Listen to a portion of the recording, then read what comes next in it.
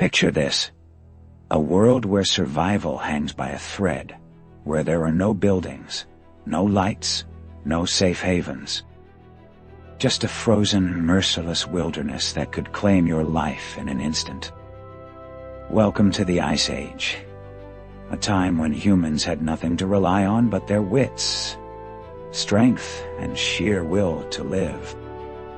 In this brutal era, one group didn't just scrape by, they dominated. They were bigger, smarter, tougher, and more adaptable than anyone or anything around them.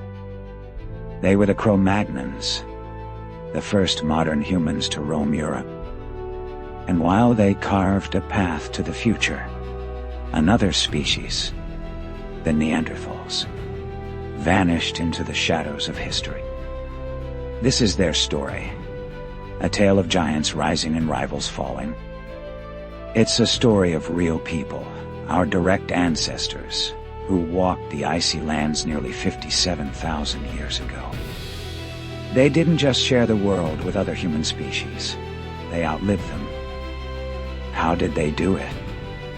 Through a powerful mix of brains, grit, and raw strength. They faced freezing cold, scarce food, and deadly predators head-on.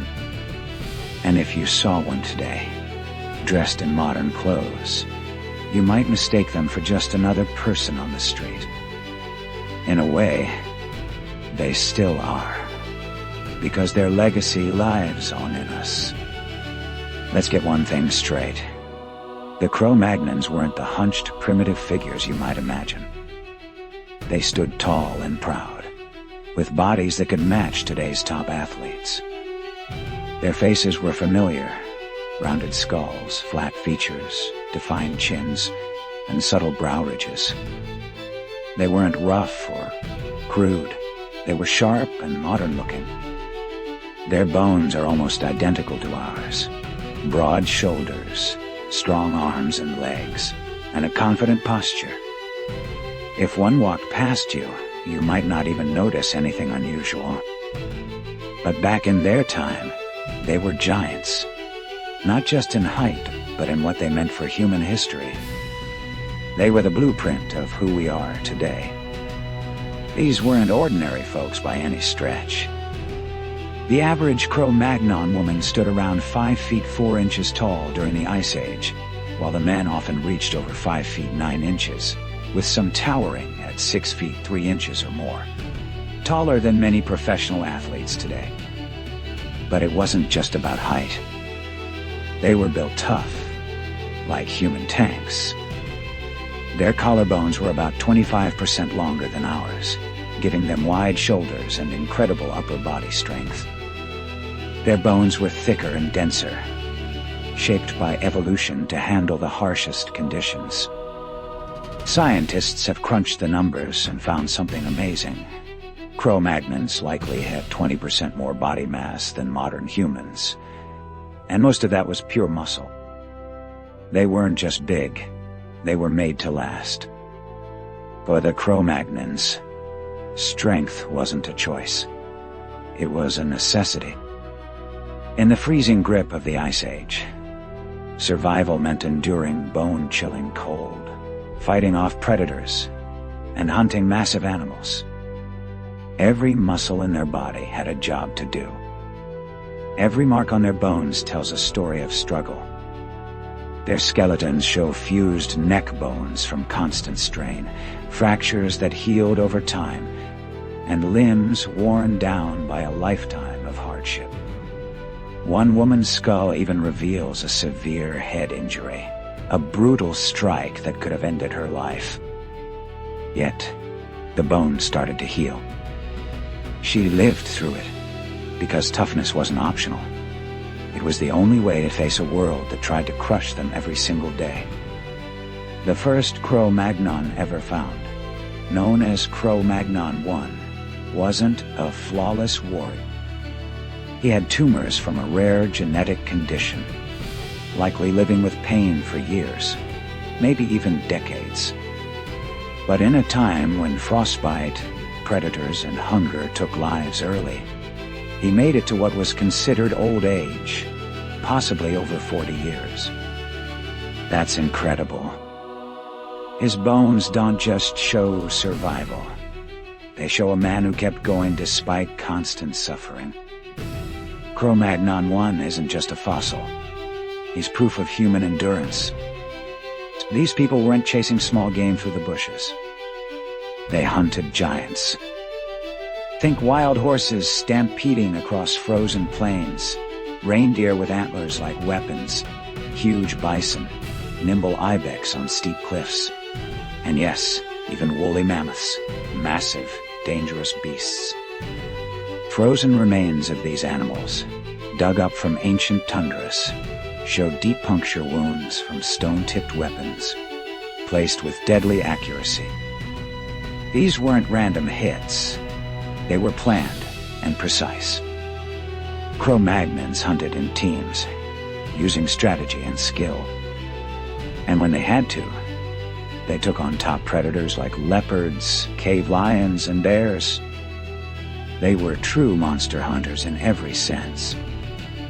Don't think ancient means simple. The Cro-Magnons' weapons were anything but basic. They made a wide range of tools, each designed for a specific purpose with precision and power in mind.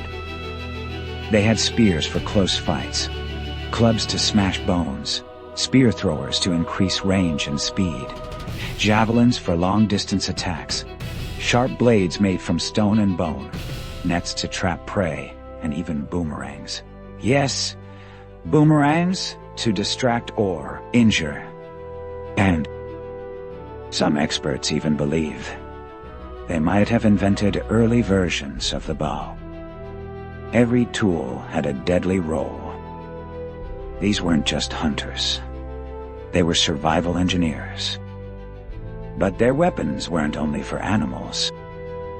Sometimes, the greatest threat came from other humans. Archaeologists have found chilling evidence. Skulls cracked from heavy blows, vertebrae sliced by sharp tools. One person had a brutal facial injury, likely caused by another Cro-Magnon. He didn't die right away. The wound stayed unhealed, and his last days were filled with pain. Other bones show signs of brain injuries from violent, targeted attacks. And then there's a darker story. In a cave in ancient England, researchers found human skulls from 15,000 years ago, carved into bowls. Bones were split, scraped, and even chewed, with marrow sucked out like it was a meal. Some of these remains belong to children, their small bones showing the same marks, broken and consumed. We like to think of early humans as noble survivors, but in this cave, that idea falls apart. These were modern humans, just like us, yet in the harsh silence of the Ice Age, they weren't always kind. Did Cro-Magnons wipe out the Neanderthals? It's a question that lingers in the icy chapters of history. One Neanderthal skeleton was found with a stone point wound in its ribs, a weapon type Neanderthals didn't use, but Cro-Magnons did. It's not just the injury. It's the angle, the force, the clear intent behind it. Then there's a Neanderthal jawbone, cut and carved in ways that match how Cro-Magnons processed deer bones. Was it cannibalism? A ritual? A trophy of dominance? The bones hint at answers, but never fully reveal the truth. They leave us wondering, suspicious, but without certainty. Not every meeting between Cro-Magnons and Neanderthals ended in violence, though. Sometimes it led to something more complex, interbreeding. They didn't just clash. They connected. Take Oase 1, a 40,000-year-old Cro-Magnon, found in Romania. His DNA showed a surprising fact: 9% Neanderthal ancestry. That means a close relative, maybe even a parent or grandparent, was fully Neanderthal. Some ancient skulls also show mixed traits, longer shapes or heavy brows from their Neanderthal roots. In the end, the divide between these groups wasn't as sharp as we once thought. They were enemies, allies, and even family. The Ice Age didn't just shape the Earth, it shaped the people who survived it. As the climate grew harsher, the Cro-Magnon body adapted. Some of their once sturdy features became less pronounced, narrower bones, lighter builds. But their strength never faded. It transformed.